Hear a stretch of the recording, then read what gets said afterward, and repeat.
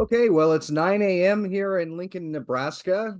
So good morning. Greetings from the heartland. It's a beautiful sunny day here where I am. So I've opted not to work in my office.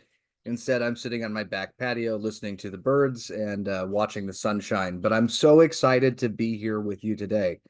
So thank you for joining us for the what I hope is going to be the first of actually many conversations on these very complex issues around small scale mechanization in cultivation, irrigation, and value addition.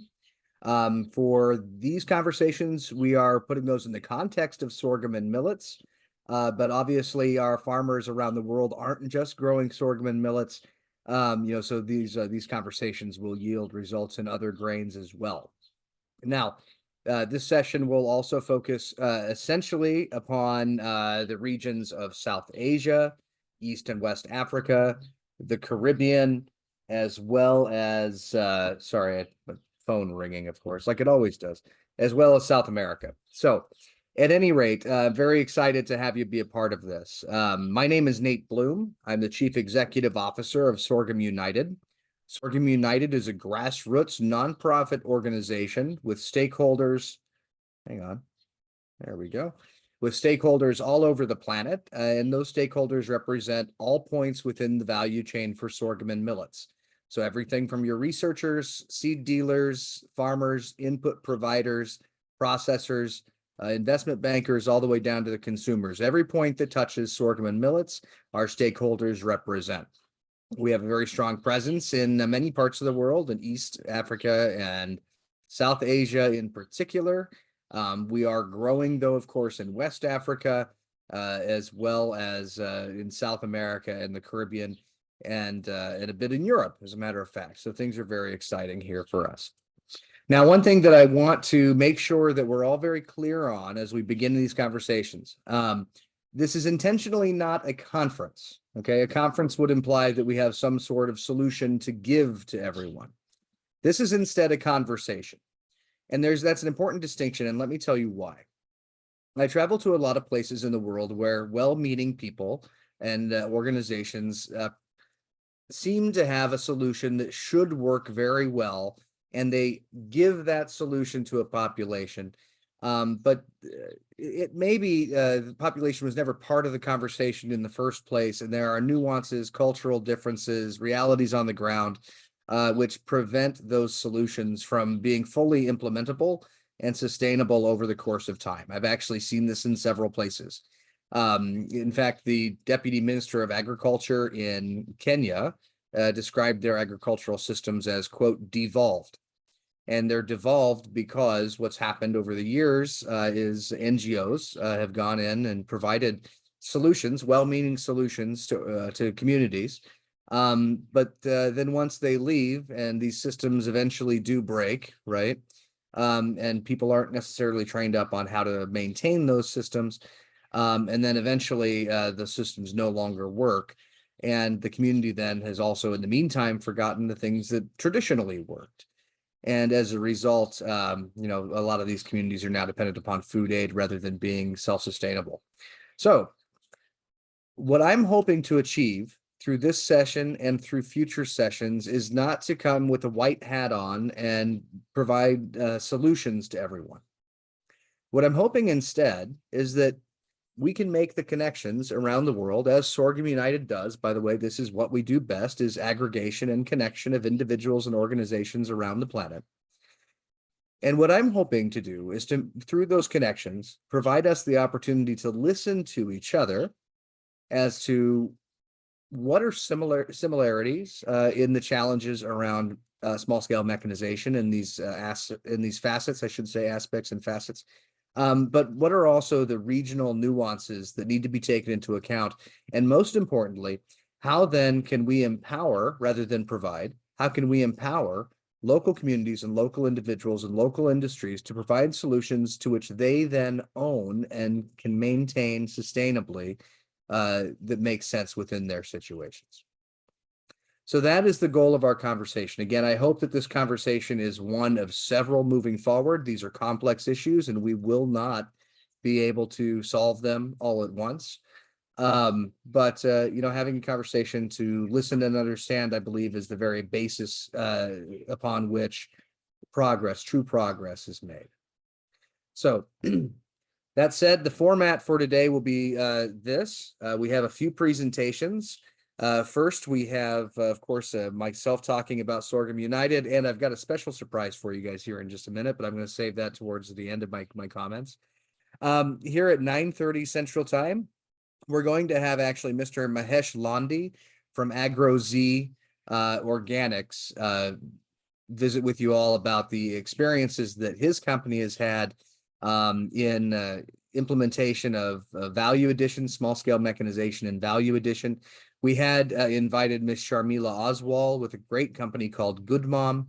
Unfortunately, she is unable to be with us, but we're very glad Mahesh is able to join. I had the good pleasure of visiting both Good Mom as well as AgroZ in Pune last year.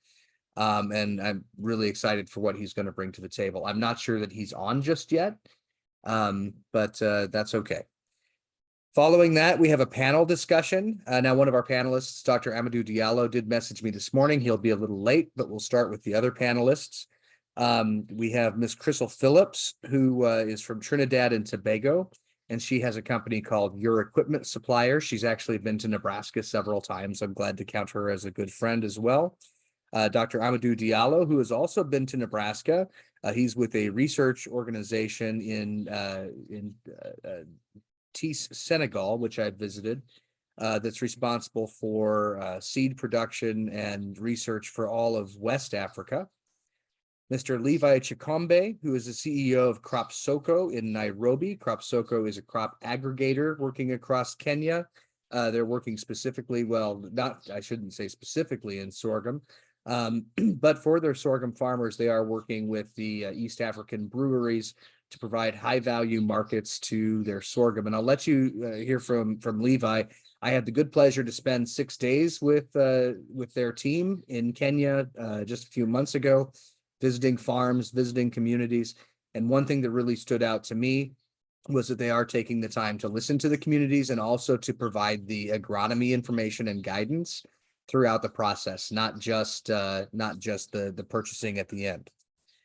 And then we have Mr. Marcelo Souza.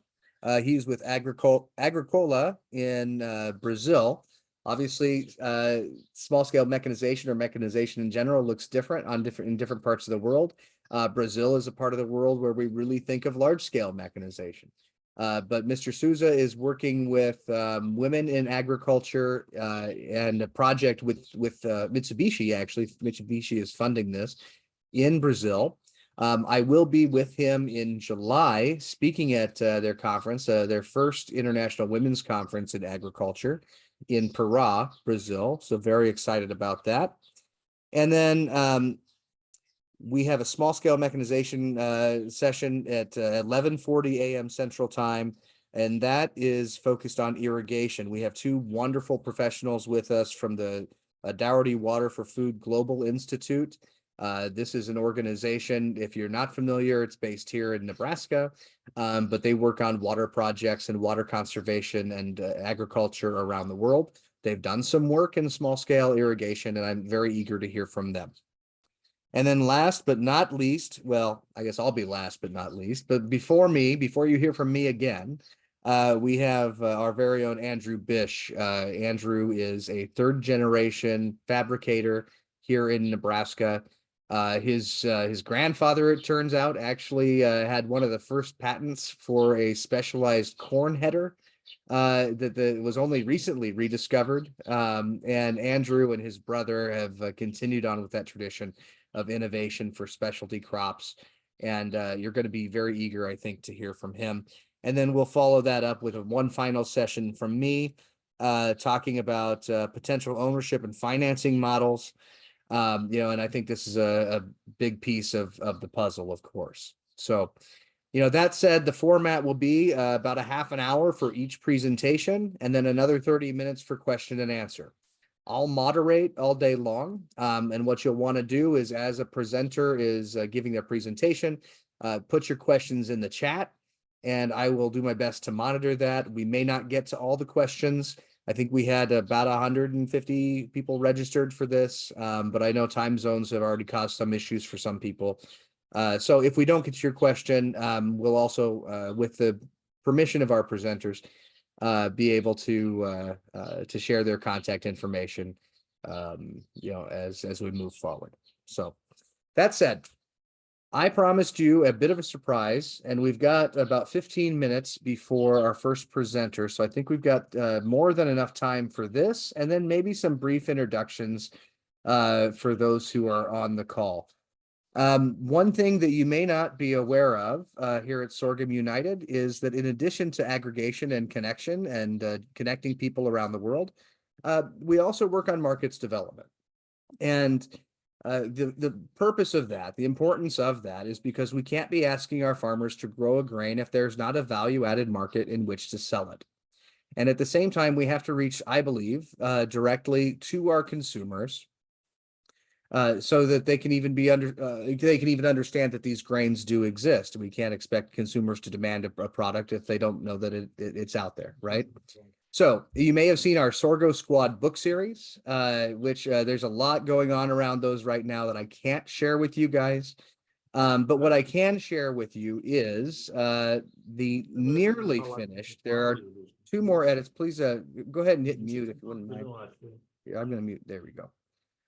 There are a couple more edits that need to be finished, but it's very close. We have a beta test cinematic trailer that will be showing in both New York and Los Angeles for select audiences.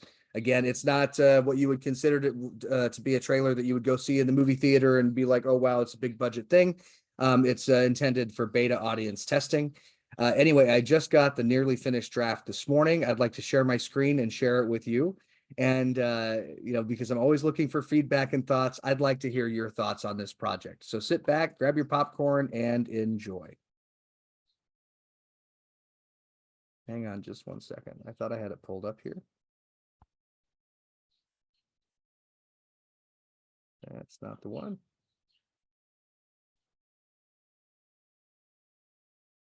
Just one second.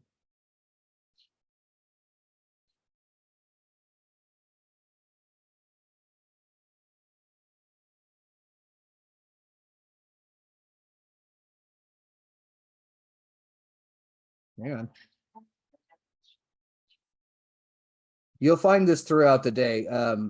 I've not been renowned for my technical prowess. So bear with me from time to time. Here it is. Okay. This is a world premiere, by the way. You're amongst the first to see this outside of myself and my team. Can everyone see that okay? Give me a thumbs up if you can see it. Can you see it and hear it? So where are we supposed to find this legendary superhero team? We need to investigate these ancient locations to find clues, or maybe find the heroes themselves. Whoa, what is this place? We're at the ancient ruins of Mohenjo-Daro. All the stories about the hero named Jawa lead here. Professor, check this out. It looks like a secret door. There he is. That must be the legendary Jawa. This place is kind of creepy. What is going on? People across the globe don't have enough to eat, and even those who do get stuck eating unhealthy junk.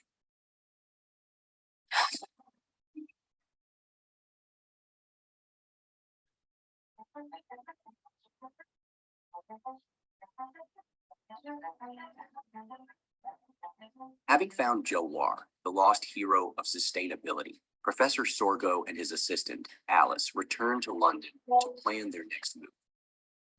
What's that in the distance? Why, that appears to be a cornucopia. Yes, the form of plenty. That was a symbol people associated with machinery. That's gotta be it then. Let's check it out. It's getting dark down here. Take one of these biodegradable torches. Spot on, Alice. There is even writing, just like the temple where we found Joel.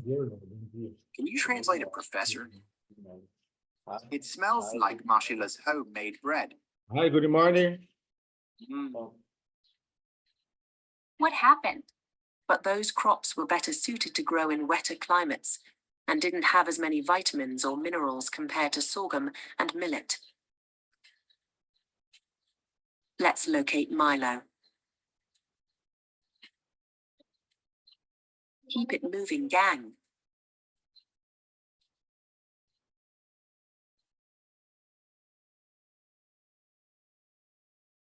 He helped farmers learn to grow sorghum in North America and gradually moved west as the U-nation expanded across the continent. Let's go. Not so fast, child. North America is a big place. Our heroes wander back into downtown Lincoln to refuel with a tasty meal. Learning that Milo, both the crop and the ancient superhero, were nowhere to be found, it feels as though they've hit a dead end. He keeps doing that. Please tell me not all jokes are like this in your era.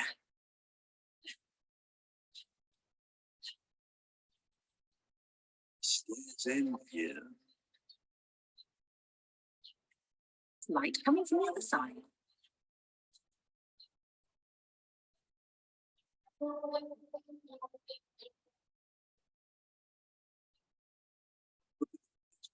Diversity. You mean how diverse the species are here? Nah, I'm good. I'll go where Joe and Mash go. I just feel like I need to say a cool catchphrase first.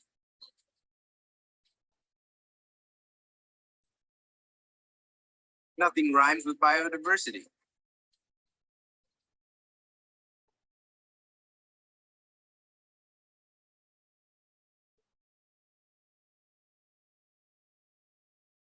Well, there you go. So that's your world premiere. There's still a couple of edits to make. Again, that's intended for a beta test in theaters in New York and Los Angeles. So it's not a big budget. Don't get too excited there. But you'll be seeing more of Sorgo Squad between some potential contracts out west, as well as a large publisher we're in contact with in New York as well. So keep an eye out for those. And what I hope to do as an organization through those is for those of you working within the sorghum and millets processing and value addition and farming space, to provide you higher value markets through grassroots or interest in these grains and what they represent. So we've got about 12 minutes, and I don't yet see Mr. Mahesh Lande on. He is again in Pune, India. I did message him.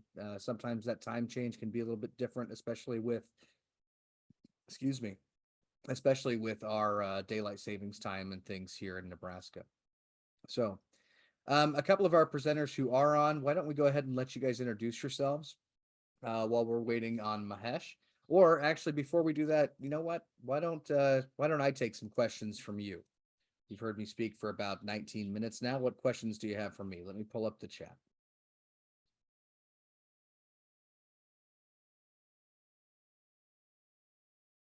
All right.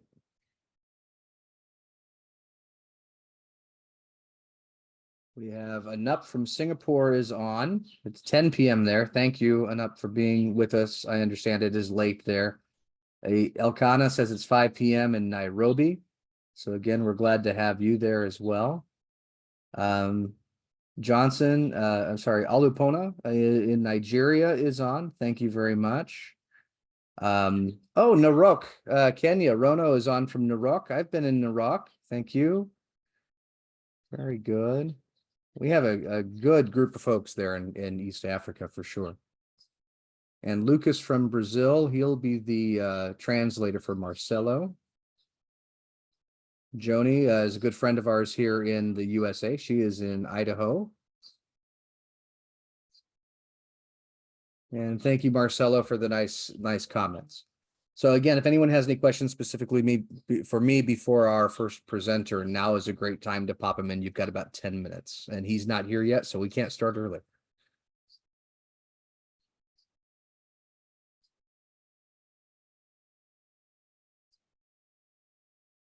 This meeting is being recorded, by the way. This will be up on our website. For those who were unable to be a participant in this conversation today, we know schedules can be difficult.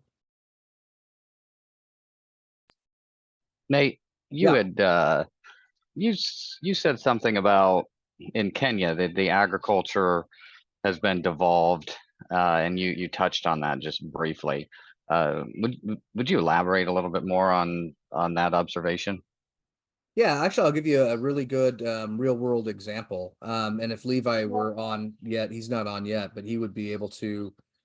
Uh, hang on just a second. I've got to share a Zoom link with Amadou. I thought we already did.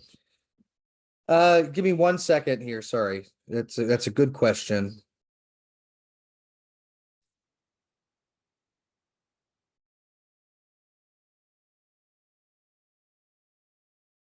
You know, if I were really good, Andrew, I would be able to talk and do this at the same time. However, you're seeing my shortcomings. Oh, it's okay. It's Yeah. better that we have this conversation than be master computer people. Listen, I'm looking today at, just so everyone knows, if you're expecting a formal presentation today, you're not going to get it from me. I was looking at this as a very relaxed opportunity for us to come together. This is not formal. It's intended to be a little low key because I want people to feel comfortable and open in having these conversations, because we will be talking about some things that'll be challenging, especially for different people in different parts of the globe.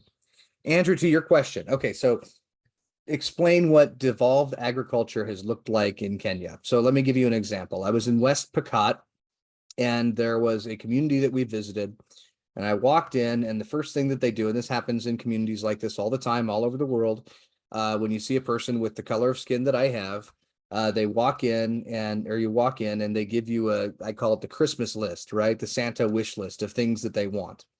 In this case, they wanted solar panels, they wanted irrigation pipe, they wanted pumps, they wanted all sorts of things. And so as we sat and we talked with the community, what I learned was that there was an NGO, I believe a European NGO, who had been in this community and provided irrigation, pipe and a pump. And I said, that's great. Let's go down and see the farm. And so we walked towards the river where the farm is, and we got there and the fields looked terrible. And I said, what's going on? I thought you had irrigation. And they said, well, you know, we don't have a lot of water pressure. So as we walk along, this pipe, which is a plastic pipe, not very big around, about this big around, you know, I see puddles of water every few feet. And wrapped around the pipe is a cloth, like a handkerchief. And I said, guys, this is why you don't have water pressure. You've got leaks in your pipe. And they said, oh, no. Someone from the local town nearby came out and fixed it. Those were leaks, but now they're fixed. But clearly there's still leaks. And then when we get down to the river, you know, the bank is about 20 feet above the water, and the pump sits on top of the bank. So the first thing this poor pump has to do is try to pump this water up 20 feet before it can get it. And so there's been no hydrology work done whatsoever. And so what I mean by it's been devolved is here, you know, somebody gave them the solutions that they were looking for within their Christmas list, right? Their Santa list. And then rather than doing the work, understanding how to maintain it, how to make sure that it continues to work, they just used it till it failed, but then they continued to use it rather than remembering what did work before. And so that's one example of how agriculture's devolved. I think it's important also to note, to your point, that that was not something that I said. That was a quote from the Deputy Minister of Agriculture in Kenya. I do not go in and make judgmental comments or observations. I mean, I can make but I try to be as objective as possible. That's a quote from him, but very good question. Thank you.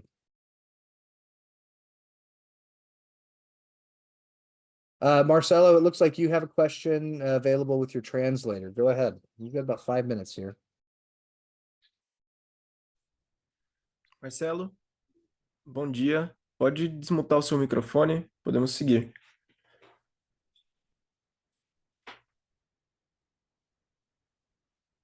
Seu microfone está mudo, Marcelo. Abriu? Abriu sim, te ouvimos. Dizer parabéns pela apresentação, o Lucas, para o Nate, né? Uma divulgação inovadora. E quais são as perspectivas de expansão desse projeto aqui para o Brasil? So, Nate, congratulations for the Sorgo Squad project. Very innovative. And what are your perspectives for expanding the project here in Brazil? Thanks. That project in particular? Yeah, exactly. Okay. Well, I can tell you actually, we're looking at global distribution. We've had some conversations right now. We self-publish those books, which, by the way, books 4, 5, and 6 are written. The manuscripts are also going through a beta audience testing for those books.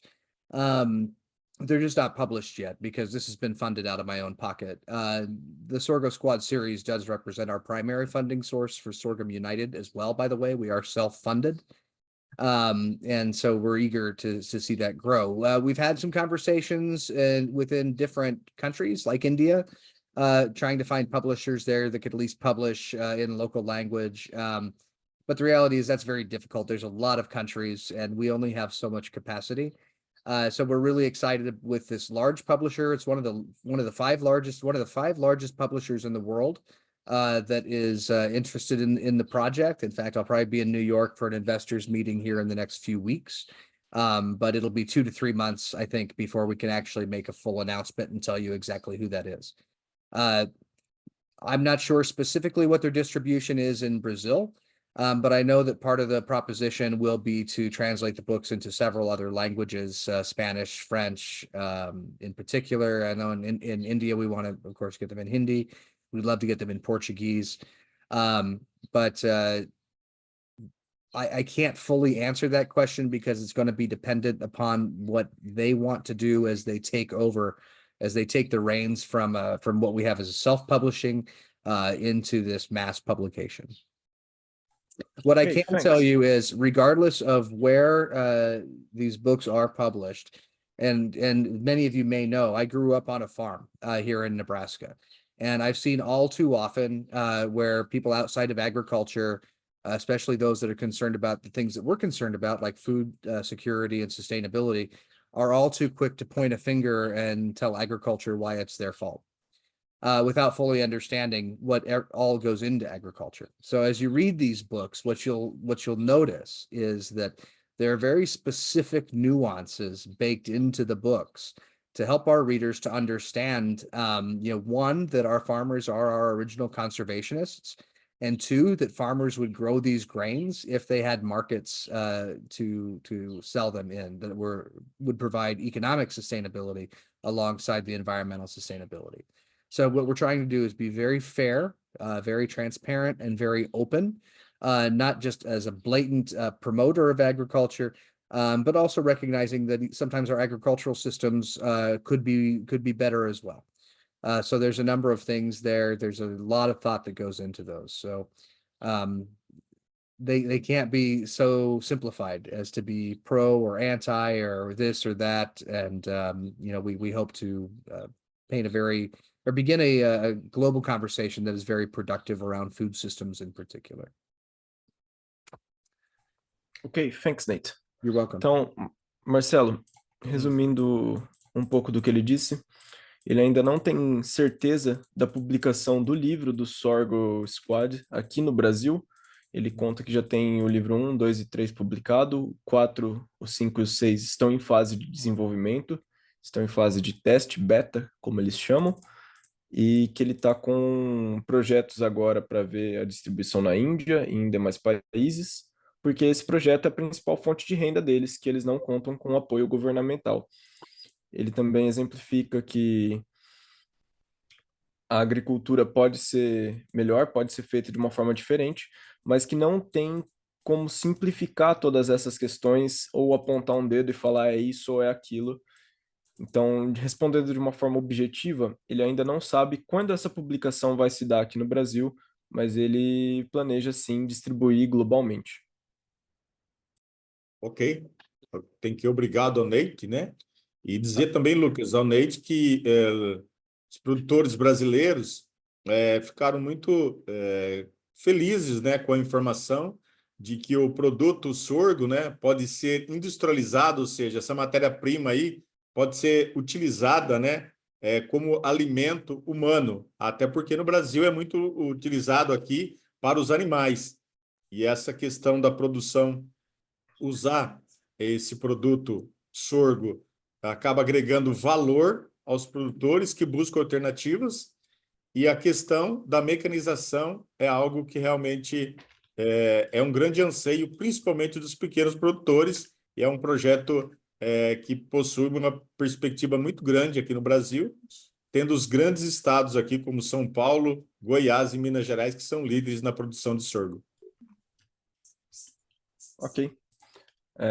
Então, Nate, o Marcelo tells me that he's very excited, just like all other farmers here in São Paulo, in Minas Gerais, and Mato Grosso, who are very heavily producers of sorgo and are excited about the fact that the product not only can feed animals, but can also feed lives, human lives after all. And we are very excited to see it coming through to Brazil and expanding it alongside with the mechanization. Very good. We're excited to get into South America and grow our footprint there as well. So thank you. Okay, well, thank you for your questions. Now it's 9:30. I'm still not heard from Mr. Londy. I'm trying to call him as we speak. So rather than getting totally behind, let's do this a little backwards while we wait on him. Let's start just having a conversation. I want to hear from all of you. And if you want to raise your hand and ask your question in person, or if you want to type it in the chat, either way is fine. But for those who are working in processing, I'd like to hear your stories, your challenges in developing and implementing small scale mechanization. These grains, obviously sorghum and millets, are smaller and than other grains that we're used to working with. And that seems to present the biggest challenge in this regard, in wherever I go in the world. So I'm still hoping we'll be able to hear from Mr. Londy, but maybe we'll have to do this backwards and do the almost the questions and the comments first. And I'll just do my best, and hopefully not to talk, but to moderate what you guys have experienced. So for our processors out there, go ahead and take it away. What questions, comments do you have? Tell us about your experience.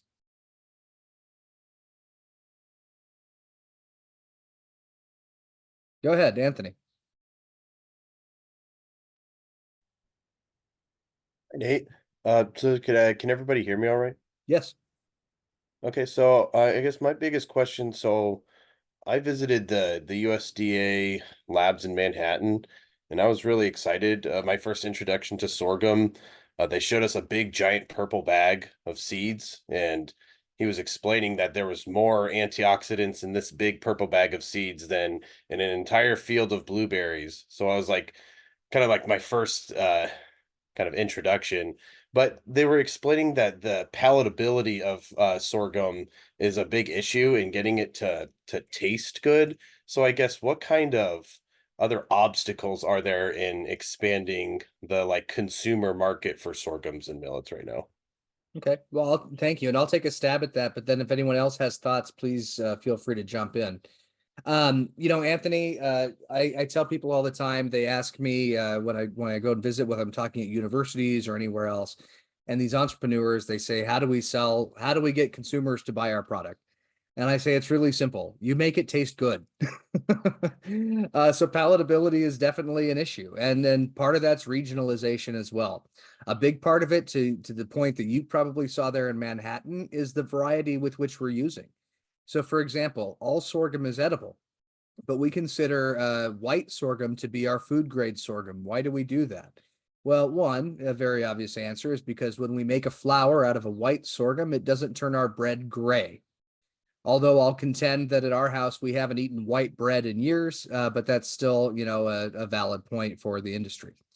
The other reason we do that, though, is because white sorghums tend to be more flavor neutral. And in fact, at our house, when we cook whole grain sorghum, we use it just like we would rice in a pilaf or a soup or anything else.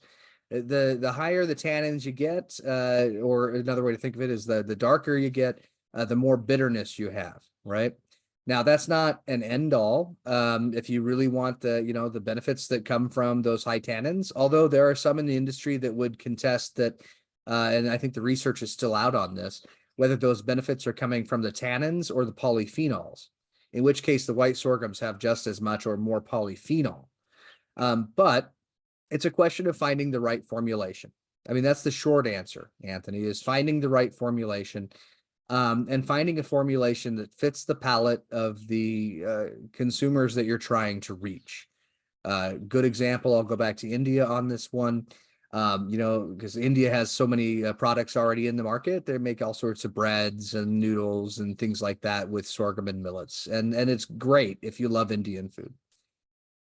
But if they're looking at accessing the US market, everyone there wants to talk to me about the Indian expatriate community in the US. And there is a big one, sure, but it's still a niche market. So I tell them, instead of trying to get Americans to adopt traditional Indian food, why don't you take traditional American foods and change the formulation to include these grains? And then you're not asking your consumers to adopt, you're meeting them where they are.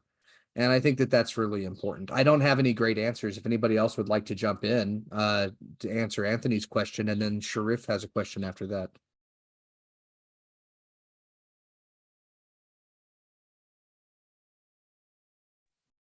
Other thoughts on Anthony's question?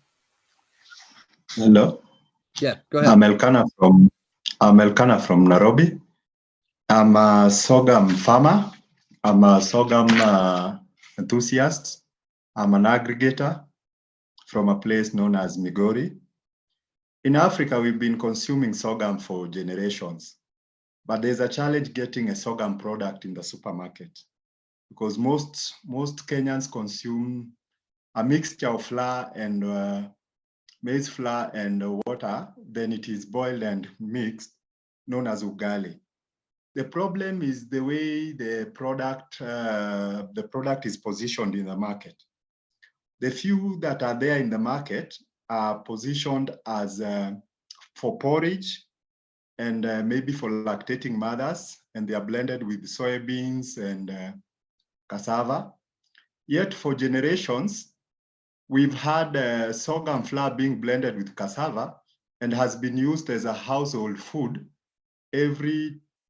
for generations. And this formulation has been passed from for generations, over generations. The problem is getting a standardization from the Kenya Bureau of Standards to be able to put up a flour in the market. So that would be a challenge because they'll have to standardize the sorghum, standardize the cassava, and that mixing is what is a challenge. But it is possible to be able to get a good blend of sorghum and cassava that can be able to be consumed, and it is very palatable. I consume it daily in my family. Mm-hmm. Thank you. Thank you for sharing. And I will tell you, I've had ugali. I loved ugali. I loved ugali a lot more than I liked the sour milk. If anybody's ever had sour milk, you can imagine what I'm talking about. But you're right. I mean, a lot of this is policy work too, and policy work needs to be done on a country by country basis. Again, part of what Sorghum United, part of our strength is the fact that we do have people that are stakeholders all over the world. And that helps us to be able to access policymakers in places like Kenya to have those kind of conversations. Having worked in government, I can tell you that sometimes we can't assume that government understands or knows about a problem unless we tell them about the problem, right? And I know that in East Africa, Zambia, Tanzania, Kenya, Uganda, I know the governments there are very keen on pushing sorghum and millets, just as the Indian government has done.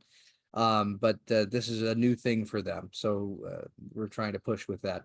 Sharif, just a couple of more comments that came through on this question, and then we'll get to you, I promise. Anup, who is in the Philippines. By the way, we're having conversations with the Filipino government as well. I'm hoping to be in Manila in August for some conversations there. But he says, yeah, those regional tastes need to be catered to. He's replaced rice with barnyard and kodo millets in 2 local dishes in the Philippines. One was a spicy porridge, another was a snack dessert. It received very well. His group is planting millets in the Philippines for the first time with a joint venture with the Department of Agriculture. And we've had 2 conversations now with your Ministry of Agriculture, and we're looking forward to continuing that. And Anthony, you mentioned here the formulations are very much missing in the American food production system. You're exactly right. They are. The good news is, and we've got a couple of folks here from the university, I think, on, but at the University of Nebraska, and I know there are others around the country too, there are food science innovation centers. We've got a really good one here in Lincoln. And I know that they've helped some local entrepreneurs with formulations on flour, et cetera, et cetera, et cetera. These are services that can be provided. It's just a question of finding the right researcher to take that on, and then being able to fund it. But a lot of these organizations are more than happy to help you find those formulations. So there are resources available. All right, Sharif, you've been very patient and waiting. Go ahead and you can unmute, and thank you for your patience.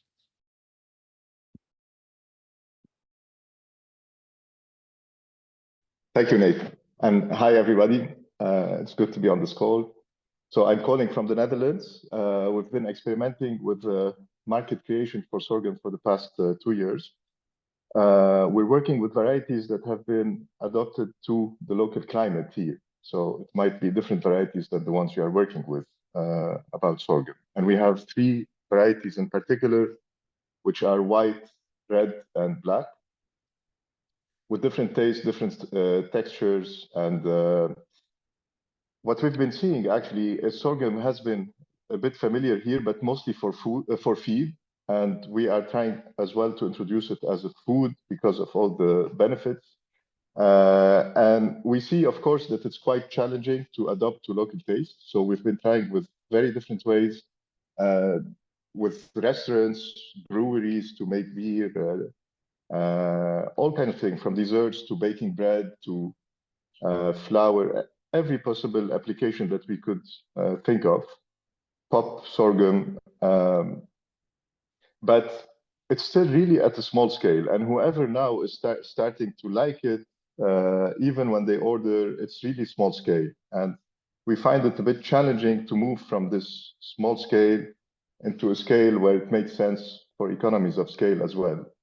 Growing sorghum in the Netherlands is also challenging because the costs are very high here. But it is a very interesting crop. One of the things that we think is super interesting about the varieties that we are working in is the double valorization possible for this crop. So we are working on valorizing the grains on the one hand, as well as the fibers from the stem. And the fibers is very interesting because we can make construction insulation material from it, for example, and other applications for the fiber. And this makes it interesting as an income to the farmer as well. It also makes it interesting because of the embedded CO2, which would then also have an implication on the grains themselves. And today we can see brands that they are really looking and focusing on what's my CO2 footprint. Mm-hmm. So sorghum in that sense can have huge advantages. Having said that, we see a lot of challenges on small scale processing. One of the things, for example, is you need to have a minimum number of hectares to make sense to bring a big machine, which today is used for hemp, and we want to use it for sorghum. The sorghum variety in particular here is the black sorghum I'm talking about, which can grow up to 3 meters. And what could be very interesting for this variety is to cut the top for the grains, but also cut the stem in as big possible size so that we have it in one piece in order to extract fibers from it. So processing sorghum on small scale remains a challenge, and without getting to a certain scale, you will always have very high costs, very high inefficiency costs. And because today it's about small scale processing, I'm interested if the discussion is gonna not just be around food, but maybe also around the materials part of sorghum. Yeah. And having said that, I lived actually for a while in Ivory Coast, Côte d'Ivoire, on the west of Africa. I see also there's a lot of people from the east of Africa, and I wonder, maybe this is a question for Nate. Do you have any initiatives, or are you visiting West Africa, and is there happening around sorghum and millets over there? And finally, I live in Amsterdam, and I'm going to do something very Dutch now. So I'm going to turn off the video because I need to jump on the bicycle and go somewhere, but I'm going to stay listening for a while. Okay, well, before you jump on, there's a few things to unpack. Yeah. One, I'll go in reverse. I have been in Senegal. I was supposed to be in Ghana, but it didn't work on that trip. You'll hear from Dr. Amadou Diallo, who is in Senegal. He's one of our panelists later on. So we have been there. I'm a little concerned about political instability within the region, although Senegal is very stable. But that's anywhere you go, there's risk, right? But absolutely, we have stakeholders in Mali as well, Ghana, Nigeria, all over that region. The only problem I have is there's only one of me, and I can't be everywhere. To your point, absolutely. We should be talking about food, fuel, and fiber. Now, usually we're talking about food because that seems to be the highest value market for our farmers. But you're spot on, and thank you for making that reminder. To your point, we've got researchers here that have perfected how to make temporary building materials using the fiber from the sorghum stalk. We've got a company in Texas that makes blow-in insulation out of the grain. There's a startup company here in Lincoln called Prome Materials. They're making carbon fiber out of it. And then, of course, on the ethanol side, there's a lot of opportunities. These grains are used in ethanol in just about every state that makes ethanol, except for Nebraska, because we have so much corn. So absolutely, you're right.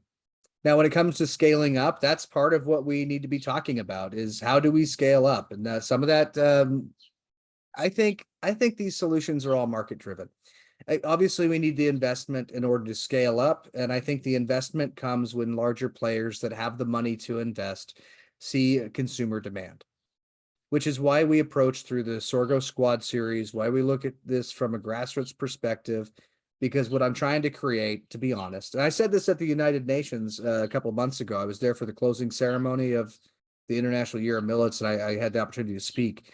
And I told everyone there, what we're trying to do really is create a unicorn. I want to create something that everybody wants, but they can't get. And what that'll do is drive up the demand, and it'll show interest to these big players. Now, in the meantime, we are seeing changes within the industry. Just a couple of weeks ago, Bill Gates, take it or leave it, however you feel about Bill Gates. He is influential, though. He had a couple of blog posts about millets because I believe he had been in Senegal. And that turned a lot of heads. So it's coming. But the whole point of having this conversation is, to understand from people like you, what are those challenges in small scale mechanization and how do we get bigger? I don't have the solutions. Now, I do see Dr. Diallo has got his hand raised, and he probably has a comment for you about West Africa. Amadou, it's so nice to hear from you again. It's been a while. Yeah, indeed, it's been a while. Thank you very much. Sorry for being late. So I saw also Timothy there. What I'm trying to say here is really what you said, the market should drive everything. And then in Senegal and West Africa, millet and sorghum generally, the grain is oriented on human food for human. So it's not for livestock. There is some formulation using sorghum grain for poultry, but it's really little. Everything on grain is oriented on human food system.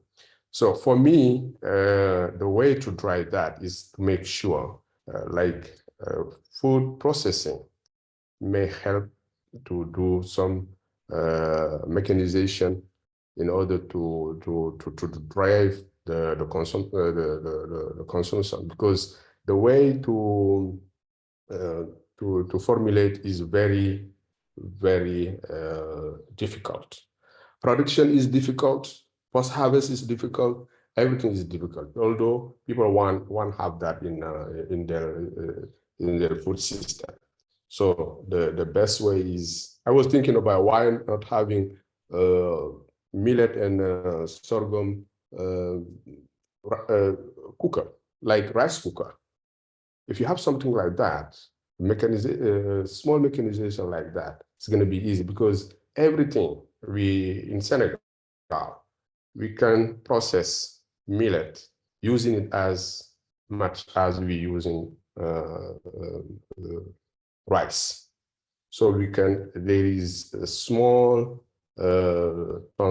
processing mechanism used by women, and really sometimes if they put the food in front of you, you can eat it. You will never believe that this is millet or this is sorghum. You may think this is rice, So all these are here. People are ready to do that, but the process is very, very difficult, starting for the production. And we have this chain. Starting the consumption have to drive the market. The market will drive the processing, and the processing will drive the production. But what is happening in West Africa, in this region, the way we produce is too difficult. That's why you never think having a farmer having a big farm, because the way to produce is very, very, very. So you have to think it in an integrated way, So in our area, grain on millet and sorghum is oriented massively on human consumption. This is my contribution on this. So I was thinking of having this cooker for them instead of having only rice cooker. Why not? And you can do that. There's a book that most young Americans have to read this book in their middle school years. It's called Lord of the Flies by William Golding. And there's a wonderful quote within that book that I go back to a lot. And it says, William Golding says, the greatest ideas are often the simplest. And Dr. Diallo, your point about using a simple cooker, a pressure cooker, that's what we use at home too. It's a question of, getting that pressure cooker to be large enough to meet the volumes that it then makes economic sense. I'll tell you, and since Mahesh isn't here, and I don't know that I see any of our other Indian processors that we're connected with on this call, unfortunately, although it is very late there for them. You have to understand they're about 13 hours ahead of me here. So we understand that, but what I've experienced in India, and I've spent 2 months now in India total, and I've been able to see, some really great processing, some really great research facilities, and I've been able to see some places where you leave scratching your head. The Indian government, if you're not aware, they were the ones who really pushed for the International Year of Millets, and we have the Modi government to thank for that, and we are very grateful. It's done a lot for the industry. In India, their millets consumption has increased. It's still not as high as they would like it. But the problem that's holding them back is this issue of production. They can't produce enough of it fast enough and process it efficiently enough to meet the market demand that they hope to get. Now, I had the pleasure of visiting ICRASAT in Hyderabad last year. We're hoping to sign an MOU with them this year when I'm back there this fall. And they have a food innovation lab there too. Several of the universities, by the way, have entrepreneurial development centers there where women typically are making new products, cookies, biscuits, things like this. But there again, so we know the technology exists. It's a question then of implementing it, getting our processors to use it, and scaling that equipment up. But the good news is it exists. The bad news is we don't seem to have the investment from the industry to do that. Some organizations like AgroZ, they're doing a really good job. They're vertically integrated. Since Mahesh isn't here to talk about it, I'll talk about it. They're vertically integrated. They have their own farm. They're doing their own harvest, usually by hand, unfortunately. And then we're processing into products they're selling within the region. Good Mom is another company. Food Nest is another one. All of these seem to be centered in Pune, by the way, although There are others around the country that we've visited that are great. A big part of the problem in India as far as innovation goes, and I don't mean to rile any feathers when I say this, but I've visited facilities where we've asked them why they don't implement small scale mechanization or mechanization in general within their process. And the answer we get is that labor is so cheap that it's more affordable to pay someone to do it by hand than to innovate. That's a real problem. And it's an opportunity at the same time, though, for the Indians to be leading the way because they're already doing so much in this space.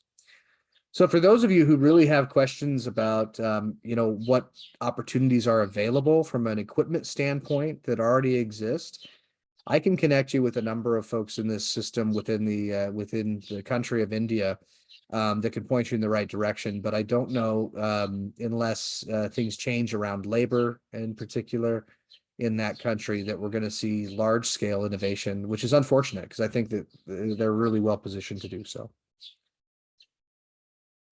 Joni, are you on? Joni, kind one more. Hi, Joni. Nate.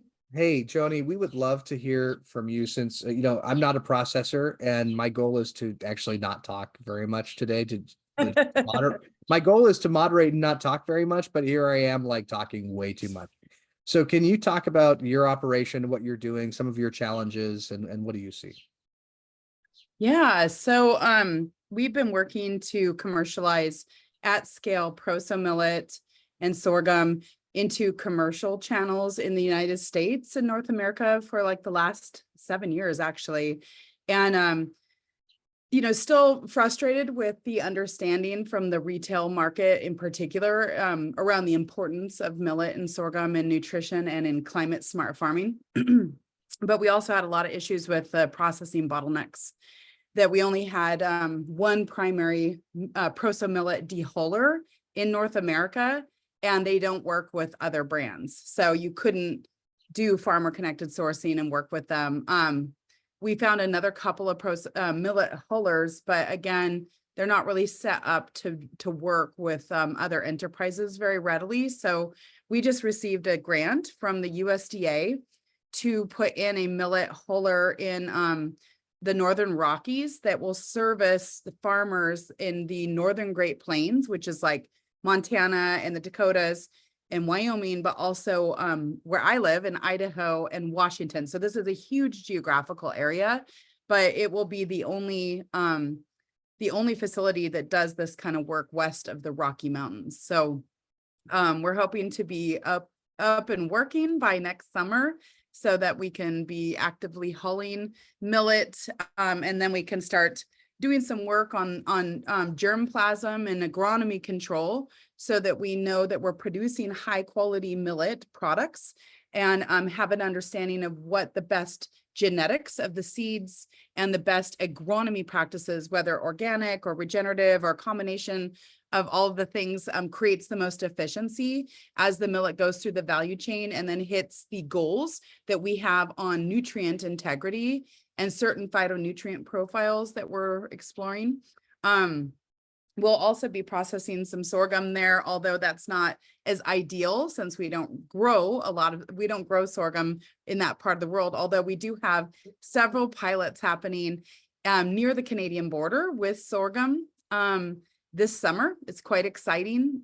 So we actually have a major interest in development of sorghum cultivation in the Northwest, east of the Cascade Mountains, where it's really dry and arid. And we've had some very successful sorghum growing projects last year, even where they had under 8 inches of rain in the year, and they were able to successfully grow high yield sorghum of very high quality in those arid areas. So the farmers were really pleased because it's a really great crop for them to rotate in between wheat and corn and sunflowers. So, we see a lot of development here, but still just waiting on the market to pick up. We're working now with institutional food service channels. So those are those big food service players that sell into college campus programs, hospitals, prisons, military bases, etc., to really drive awareness around sorghum and millets as a viable rice alternative that provides more nutrition and has a great diverse climate smart footprint. And we're actually launching and scaling that sorghum project in IQF. So IQF is a frozen, already cooked product. And we're finding with the sorghum in particular, this is helping the chefs. We're partnered with the IQF facility in California, and working to scale that so they can just heat it and eat it. It eliminates a lot of the guesswork for our chefs across the country. So that's a little update on our end. My companies are called Snacktivist Inc. Snacktivist is the food brand, and the processing facility in Montana is called Civic Collaborative Integrated Value Chain, where we're developing an economic model where we can do smaller scale value chain processing for diversified commodities. And it's a replicatable model. We're hoping that starts in Montana, and then we have one in Idaho and Washington, and hopefully throughout the nation and the world someday. That's awesome. Thank you for sharing that. I've had the pleasure of knowing. Yeah, no you. problem. Don't go anywhere, Joni. I've got questions for you. Because I've got a half an hour till the next session, and I think it's more important that people listen to our folks who are actually working in processing. One thing I did want to mention, though, also to Anthony's point, to Sharif's point, and we're hoping to do trials actually in Great Britain next year. But Dr. James Schnabel, who most folks in North America within this space would know him, he's done great work. He and his team are trialing a cold weather variety, cold weather resistant sorghum. Now we haven't had those formal conversations with him and his team yet, but through groups like the Minor Crops Group in Great Britain, whom we're a part of, we're hoping to be able to coordinate that once the technology is available at a trial basis. So keep your eye on that, because that can make a big difference in Northern Europe for sure. I see, Joni, before we get back to you, I see a hand up from Prosperity Systems.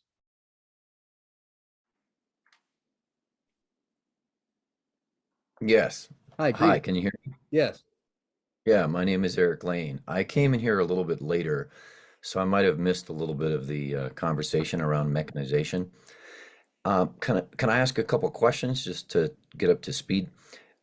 Yeah, What please. solutions have you been talking about this morning around small scale mechanization in sorghum? Well, first of all, I would tell you that this conversation is not one necessarily that's providing solutions. What we're hoping to do is bring voices together so we can come to solutions together. And not a full recap of what I said earlier, but I visited a lot of places where people who bring solutions are doing something kind of to a population rather than with them. And when you do that, it's well-meaning. But the population doesn't necessarily have the ownership. It's not built for the nuances within their culture. Sometimes I describe it as we'll go to places where someone's tried to give a Lamborghini to a population that's never seen a Model T.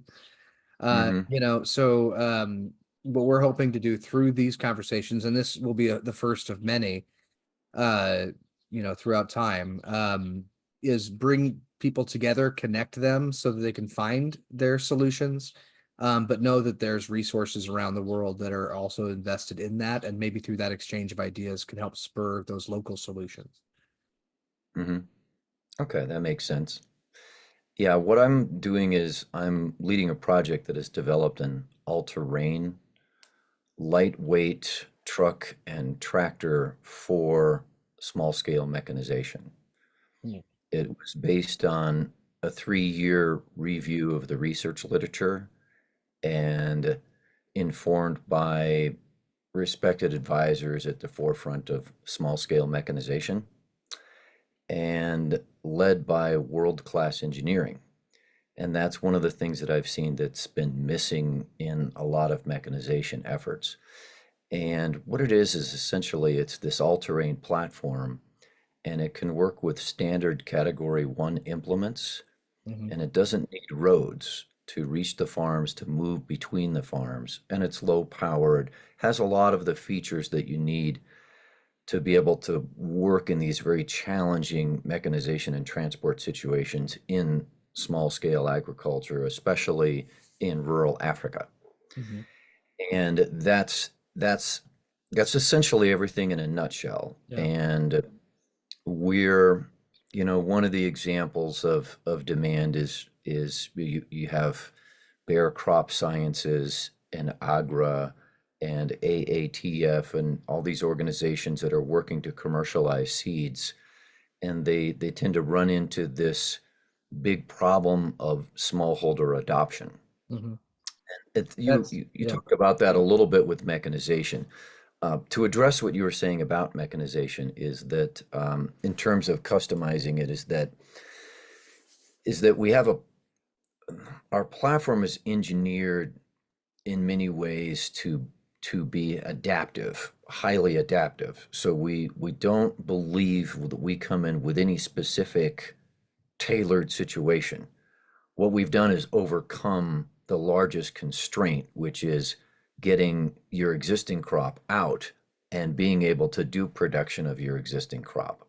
We're overcoming the largest constraint to that, which is essentially the lack of adequate roads or lack of road altogether, and then the lack of, in many ways, the terrain can be quite variable in some of these farming situations as well. So we can operate on a 30-degree slope. We can haul 1.2 tons up against 70% grade. It's a 7-foot articulation range if you put the vehicle on a platform. So, and the other thing is it's not a high-tech approach to this. It's actually taking the suspension from the world's first all-terrain supercar, which is a completely unique suspension, and actually adapting that for Africa. So it's taking something that's complex and boiling it down to a handful of parts and creating an entire machine system that can be built onshore.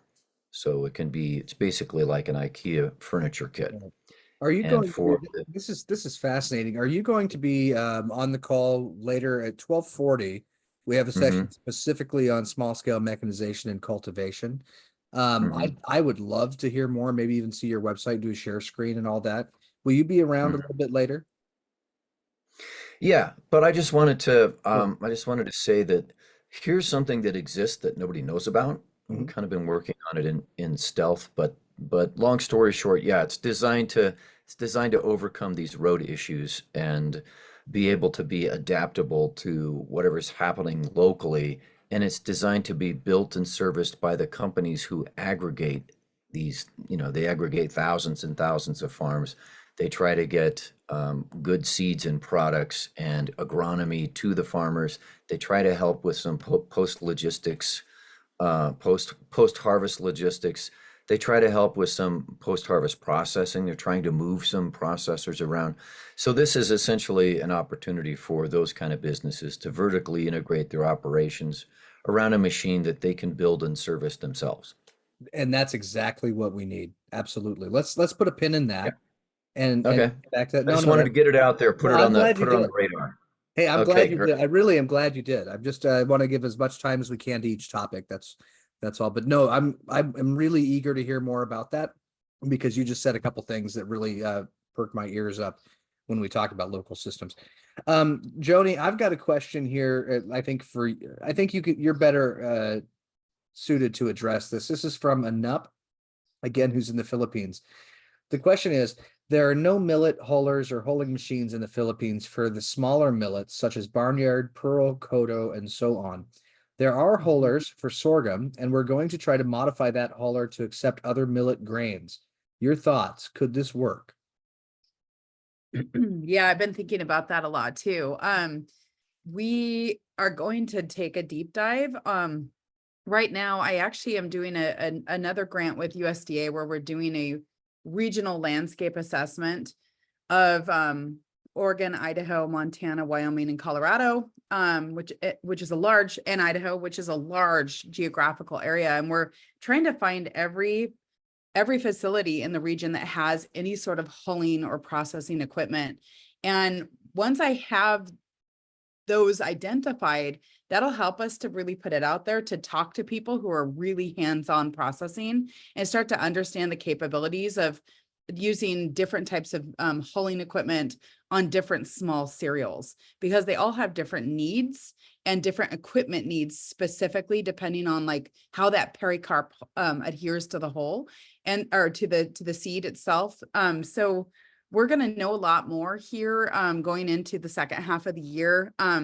We're hoping whatever equipment we put in can also do, eventually work on not just small millets like foxtail and pearl, but also even exploring some changeover into buckwheat, which is another, you know, pseudo cereal that has some economic promise in our region, but has no infrastructure for value added processing. So if you want to reach out to me, I'll put my LinkedIn profile and my email in the chat. So anyone who wants to keep in touch, we can, but we'll be exploring this more from like a machining standpoint. And I think it should be collaborative because we need to have smaller scale, but efficiency processing. Where do we make efficiency and effectiveness have a nice happy medium? Because we want it to be efficient, but it needs to be effective, which means it serves the needs of the community. So very good. Now, many of you know this when we talk about processing, you know, a lot of what happens, I mean, so much of this is done by hand in places all over the world. And, you know, I've gone into places where, you know, you walk into the back room after they've harvested this by hand and you see women beating the sorghum head against the wall to get the grains off. I mean, you couldn't think of a more inefficient way to do it, but there's no other solution. Now, I want to throw something out to you guys, and you tell me if I'm wrong, because, you know, these are things I'm not a processor, but these are thoughts that I've had as I've met with some of these communities. You know, I've thought about, in fact, I know Andrew and I've talked about this already.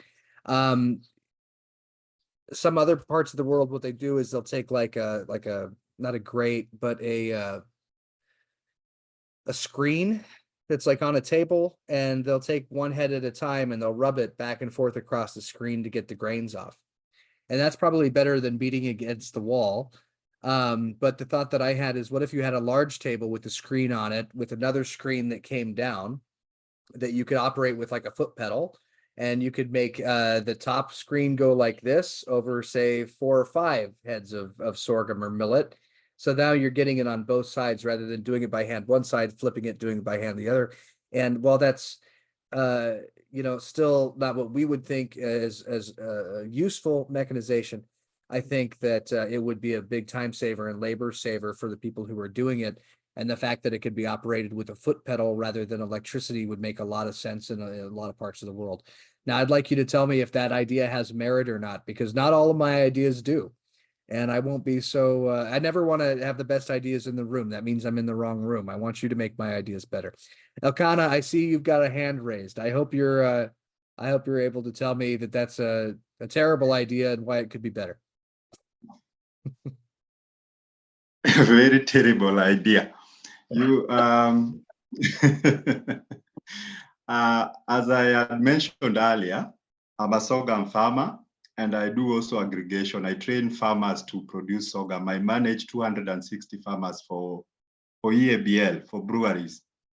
One of the challenges in production of sorghum, which first I want to appreciate one of the speakers, Prosperity Systems, for coming up with a tractor that is maneuverable in farms.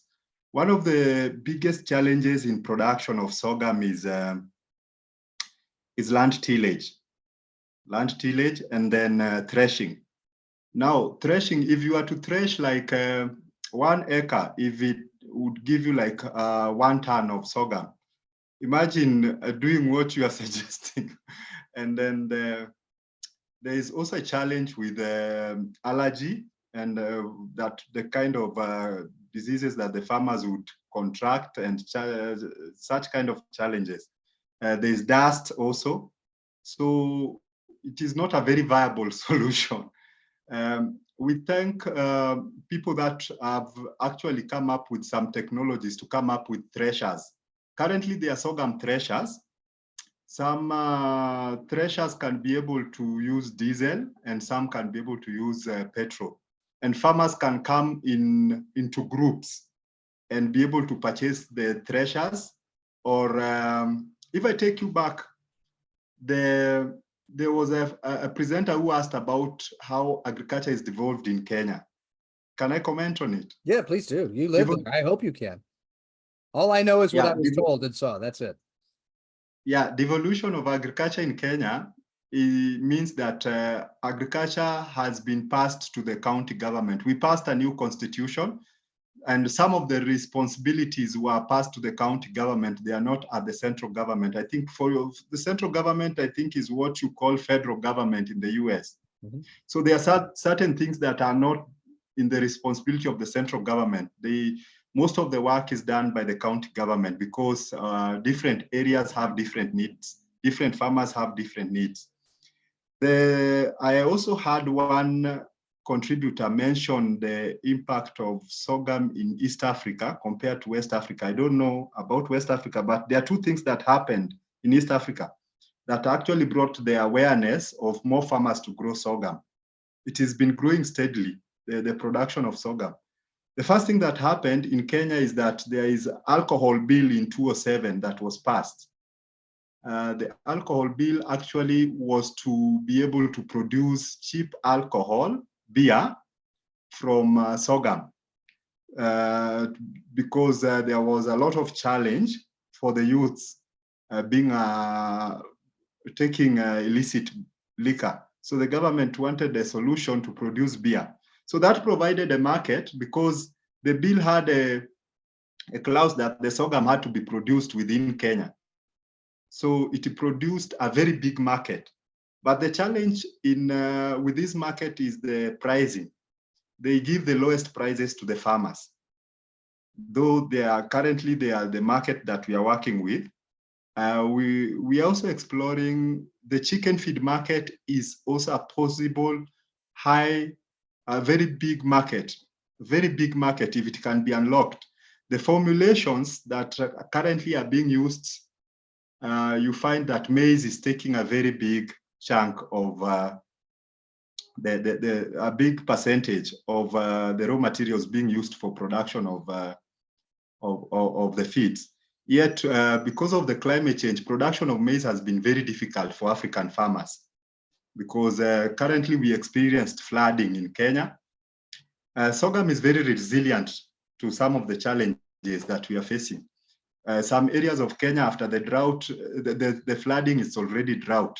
So you find we need to look at, I actually asked you to comment on chicken feed, poultry feed production. There is also possibility of using sorghum a lot in the dog feed, which would actually open up more market for sorghum farmers. I chair a CBO known as Youth for Youths, which is actually my work is to encourage youths to go back to agriculture because of unemployment. Since COVID-19, there was a lot of job loss in Kenya. So I work with the youth in the rural areas to go back to agriculture, and sorghum is my main crop. Now, when it comes to production, our biggest challenge is when it comes to threshing. And before you thresh the sorghum, if you get a bounty harvest of sorghum, getting it out of the farm would be such a big challenge because sorghum is heavy. Sorghum is quite heavy. So after you chop the heads, because that one we do with a knife, but now carrying the sorghum back to the homestead is very laborious, very difficult. So I think the innovation or whatever tractor that Prosperity Systems is proposing will really go a long way to help the farmers, because sometimes you find the farmer having to carry the sorghum for like 3 days, harvesting just maybe 2 acres or 1 acre. So the market that we are accessing right now is the brewery market. I'm very keen on unlocking other markets for the farmers because there is potential in chicken feed. Poultry feed is very huge market. If the producers can switch the formulation of maize with sorghum, because the birds, I think nature has shown us that birds prefer sorghum, and chicken are birds. Right. So dog feed is also a very huge market and would actually give the farmers, if the farmers would go into value addition, it would give the farmers a better price. The challenge we are getting with breweries, which is our biggest market, is the pricing, where you find the breweries, they will come with the price, having done their calculations, how much they should buy the raw material, and they dictate to the farmers. There's no like collective bargaining. Right. So for mechanization, because the topic today is mechanization, our biggest challenge as farmers who are doing sorghum is threshing, threshing of the sorghum. And sometimes you get farmers getting some rash asthma and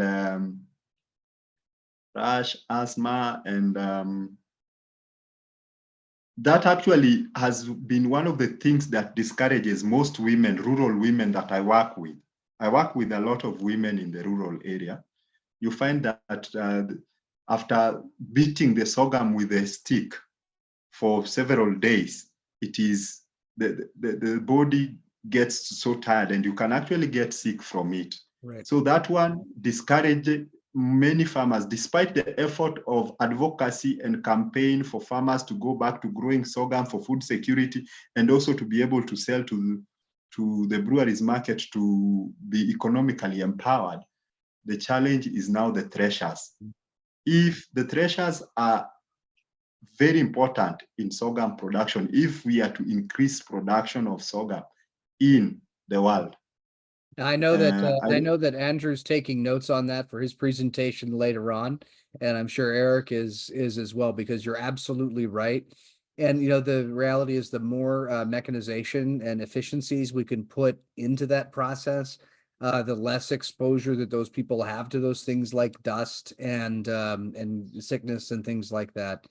I'm sorry to cut you off. I do want to talk a little bit about the markets that you talked about, pet food in particular.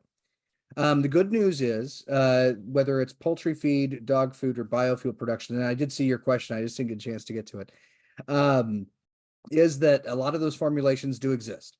It'll take a little bit of research to find them. A lot of them are found within the private sector, but in the US, pet food is actually the fastest growing market for sorghum domestically. And little aside, the reason for that is because a few years ago, the trend in the US for a lot of trendy pet owners was they wanted to go grain free. And so these big pet food companies eliminated grains and replaced them with like peas and things like this. And what they found, unfortunately, was that they were causing cardiac issues within the dogs, because it turns out they need grain, right? And so in order to correct that, they redid their formulations and they're using sorghum as a big part of that. So we know those formulations do indeed exist. How the processing for that looks is going to be, well, that's why we're having this conversation here, is what does that processing look like where you are? And again, we're not going to find solutions today, but we're starting the conversation.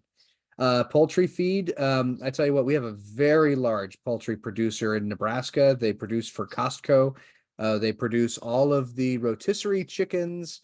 I want to say west of the Mississippi River, which Costco produces very, very inexpensively.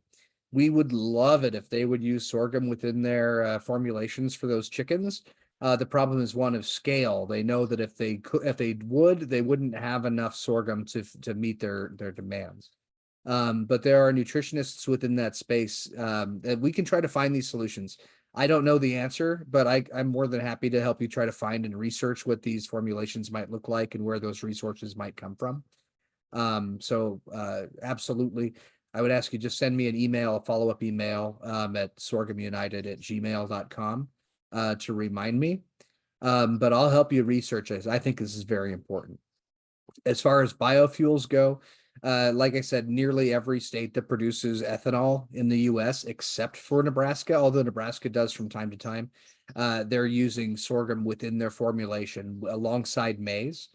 And there's laser technology that'll actually allow some of these facilities to be able to determine how much of each grain is dumped in the pit and then the computer automatically adjusts the enzymes based upon that. So we know that that technology exists as well. It's a question of affordability, just like a lot of our conversations around mechanization. And we've got about 5 minutes until our next session. So I just want to make sure that we're touching on this. We are going to be talking about financing and things like that later at the end of our conversation today. But part of the reason why we're having this conversation is around all of these different facets is because one thing we have to think about is affordability. You know, we can have a wonderful machine that can thresh all of the sorghum. We can have a wonderful machine that extrudes sorghum at an extraordinary rate or makes biscuits or whatever. But the question is, how do we produce that equipment in such a way that is affordable for populations and easy for them to fix? And that's something that needs to be at the forefront of all of the conversations we have today. So thank you all for your comments. I deeply apologize that Mahesh was not able to join us again. Sharif, you asked about the UK testing. I'll let you know more when we know more. Deepak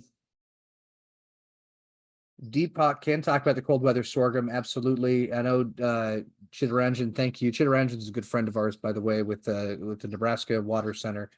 And Deepak, I do want to touch base with you on that. I need to know more from Dr. Schnabel as well. But I'm happy to connect the dots. There are people that want to do those tests in the northern climates.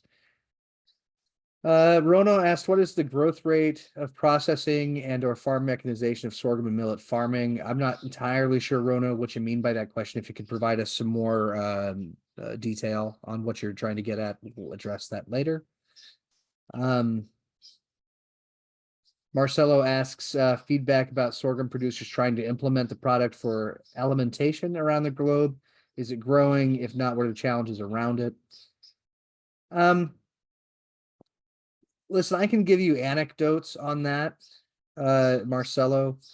What I can tell you is I don't know, 8 years or more that I've been directly in the sorghum field or policy field. Actually, probably 10 years between policy and then direct work. And then growing up on the farm where we raised sorghum. What I can tell you is it's really been exciting in the last 5 years. It seems like year over year, we're seeing more and more interest in these grains and what they represent. And when we do the markets development research around traits like gluten-free, non-GMO, sustainable, healthy foods, et cetera, blah, blah, blah. We see, generally speaking, globally, that these markets continue to grow with values in the billions of dollars in many cases, and compound annual growth rates sometimes in the double digits. But more specifically, I can't really speak to that other than I can tell you what I have been seeing. There's a lot of different comments here. And we'll do our best to get through them as we go throughout the day, but I want to gear up for our next session. We're just a couple minutes away.